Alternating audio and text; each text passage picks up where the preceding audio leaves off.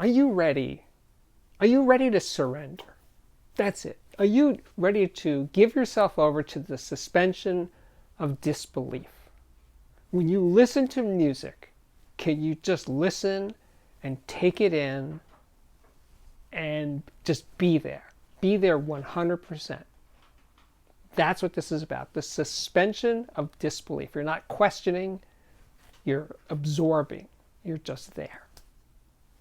And it's interesting, with movies, you can watch a movie in a movie theater or at home, and if it's a scary movie, be absolutely terrified, right? Just, you watch it like that, it's really, really scary. It's just flickering light on a screen. It's not going to hurt you. And yet, you are in it. You are feeling it. You are really feeling, you're invested. You're all there. You're not questioning it. You're not saying, well, that's not real. It couldn't look like that. It's not 3D. It's not this. It's not that. You're frightened. I mean, that's the ultimate in that example of suspension of disbelief. So that's what this is all about. Getting in it so deep that you're not questioning it. You're all there. You're fully present. Your ears are perked up and you are in. And reality, the creation of reality, or perfect sound forever, which I hate that phrase. I always did. But the idea of chasing this perfection so that you'll be there, that's a dead end. That doesn't work. And as a matter of fact, the being there part and feeling it, well, we've had that level of fidelity for decades already. We already have it. It's like the Wizard of Oz. You just have to click your heels together 3 times and accept that you're there. No place like home. And you are there. So we audiophiles are chasing this thing, saying, oh, if we only had that thing, the music would sound real and perfect and all that stuff. I don't think so. Like I said, we already got it. Now some of you, and I know you people, I know you guys, you're saying, but it's only 2-channel audio. It's stereo. Of course it can't sound real because it's coming out of 2 speakers. I don't know. I spent a long time writing for Home Theater Magazine. I was deep into multi-channel audio and writing about DVD audio and SACD multi-channel audio in high res. And the whole thing of having sound coming out of 5 speakers instead of 2, or 7 speakers, or 9 speakers, or 11 speakers, I never felt that envelopment that a real room, real concert hall, even the acoustics of a recording studio, I never heard that over a multi-channel system. Even with audiophile-oriented recordings, I still never had that sense of being there. Maybe that's what I should call this episode, being there. Can we get there? No, I really don't think that adding more speakers gets you there. And as a matter of fact, I think they're kind of distracting because you're always like, what is there, And yeah, head tracking, blah, blah, blah. And I've heard all of those arguments, perspectives about why it doesn't work.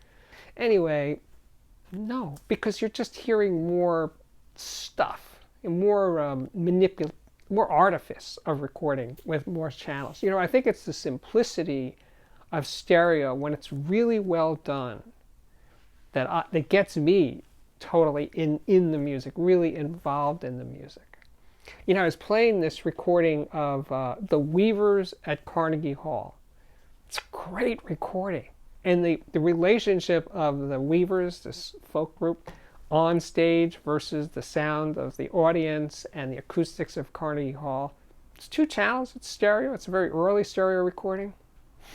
But it's so right in terms of that suspension of disbelief. It's not like being there, but it doesn't have to be.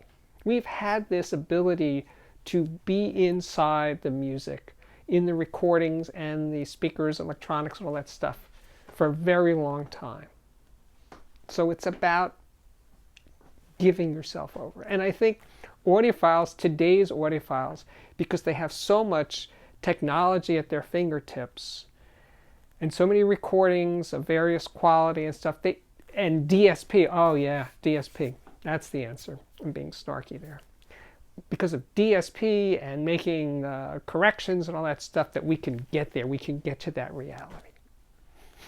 I really, okay, so here's another aspect of it. Now, I recently, when I was at Macintosh House a couple of weeks ago now, and I heard that giant system with a 900-watt Macintosh MC901 power amplifiers, 900 watts, and these beautiful Sonus Faber speakers, and I played them really loud, as loud as I could handle, near realistically loud, and I was into it. It was like a roller coaster ride for me. I was having fun with that system. And it did cross over a little bit in terms of sounding more real because it was so loud. But not really. If you've ever had that experience of being in a room with a great system and then there's a piano in that room, right? And you play a piano recording over the system. And if you're not a musician, just go over to the piano and just play a chord on the piano. And you'll say, that system, no matter how good it is, will not sound like that actual baby grand piano or grand piano or upright piano for that matter. It's just the harmonics, the contrast, the nuance, all the things that come out of a piano never come out of speakers in a hi-fi system. Just doesn't. No, we're not even close to that. I made a recording with Igor Kipnis, who's a phenomenal harpsichord player, with his son, Jeremy Kipnis. Harpsichords are not like pianos. They're not as loud. They're not as powerful. But they have this delicacy. They have these transients that we tried to capture in that recording. It was done in Connecticut in a beautiful church, not in a dead recording studio. And Jeremy and I worked really hard to try to capture the sounds of those harpsichords. And when I listened to those recordings after we did the session, I said, no, not really. And actually, one of the funniest things about that session was it was in the wintertime, it was really cold, and we did a great job capturing the sound of the steam pipes or the radiators clanging in the church. Those were off in the distance, and I think they added a weird kind of realism because you heard the steam from far away. That was kind of cool, and it was purely accidental. And actually, we were trying to get them to turn off the radiators for periods of time so we wouldn't have that distracting noise. So we did some tracks with the radiators off, but then it got too cold, and Igor Kipnis, his fingers were not happy at the session, so we had to put the radiators back on. It was a lot, but we were trying to capture that reality as perfectly as we possibly could. And despite really trying hard, we failed miserably because harpsichords are really difficult instruments to record because of how you place the microphone and whether you just hear the attack of the pluck of the string. I built a harpsichord with my first wife years ago, and I'm really into the sound of harpsichords, or I was a long time ago. And you want to capture the sound of the instrument, not just the pluck of the string, and then you hear the mechanical things of the keys moving. It's unnatural because then your head would be inside the harpsichord to hear all that stuff. So you have to record it from further away, and then you lose some of the transient response. It's very, very difficult. And that was just a solo harpsichord. So we weren't recording an orchestra or a chamber group, just one instrument, and how difficult that was. And Jeremy grew up with those instruments, and he really knew the sound of them way better than I did. And we couldn't do it. We tried. We spent like a day just setting up, and Igor was rehearsing and practicing. We just never got there. But, I think it's a good recording. I just don't think it's a great recording. It's not what we wanted it to be. But this little rant today is about, changing priorities of audiophiles. That's what I'm trying to do today, is if that's your goal, chasing this illusion of real instruments, a real singer, in a real space or in a recording studio, ease back on that throttle. Because I think you have to redirect your goals to something more achievable. Because if you think about it, at a concert, there's a rock band, there's a singer. And the singer is louder than the band, louder than the bass, the drums, the keyboards, all that stuff. Somehow the singer is above that, right? Now you know that the singer's can't be louder than that. It's an illusion. It's something that we give ourselves over to, that balance that we achieve that they achieve on concert mixes and recordings, that becomes sort of the norm of what we expect that music to sound like. But to achieve that in recordings and concerts requires the things that audiophiles say they hate: dynamic range compression, processing, equalization, all those things. That's what makes that music work. So it's an illusion, and we like it. Great recordings can sound great, but they can't sound real.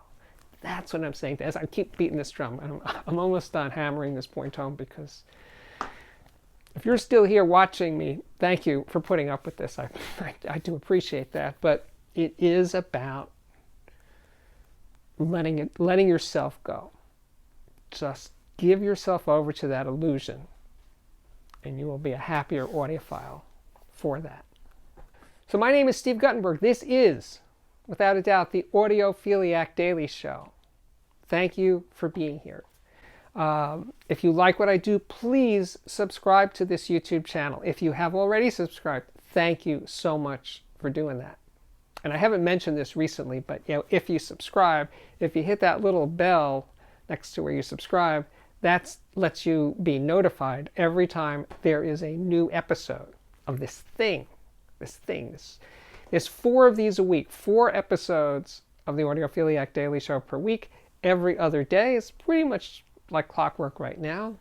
But you could also check out the Patreon at patreon.com/audiophiliac, and there's a link to that in the description box below this video. Other important news, though, is the viewer photos. I am now calling for more pictures of your systems. We want to see what you have at home, whether it's an audio system, stereo, multi-channel, headphones, expensive, cheap, you found it on the street, it's your uncle's system that he gave you 12 years ago, whatever it is, and it's cool. That's the main ingredient, is coolness. It's got to be a cool system. We want to see pictures of it. Clear, well-lit, well-composed pictures in the landscape mode, not vertical, horizontal. We control the horizontal and the vertical right here.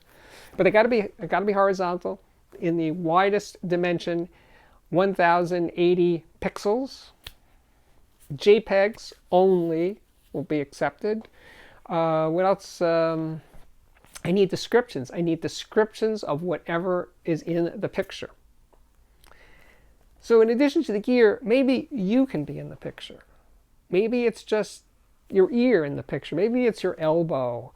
Maybe it's your knee. Maybe it's your foot. Whatever. If you could be in the picture, that'd be nice.